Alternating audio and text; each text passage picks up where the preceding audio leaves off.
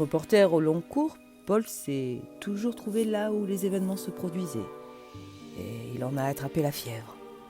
La Terre est devenue son véritable domicile conjugal.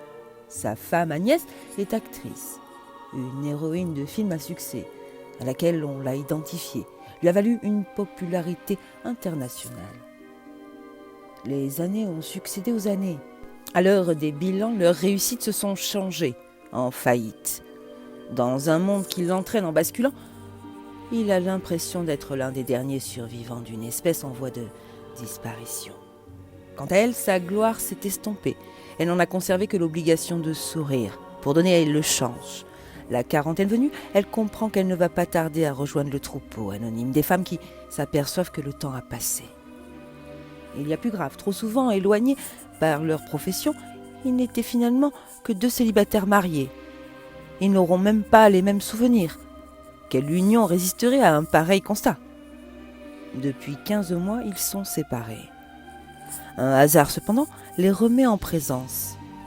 Tout ne serait-il pas définitivement perdu ? En tout cas, renaissant de ses cendres, après 7 ans d'interruption, nous sommes en 1979. Le Festival de Venise, où ils décident de se rendre, devrait leur permettre de se rappeler que, dans le plus profond d'eux-mêmes, ils n'ont jamais cessé de s'aimer. Mais les choses se déroulent rarement comme on l'avait souhaité.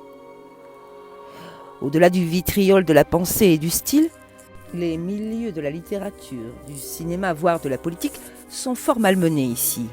Ce roman est d'abord l'histoire déchirante d'un homme et d'une femme, comme les autres, puisque malgré leur apparente différence, ils savent que le pire de tous les maux, c'est la solitude.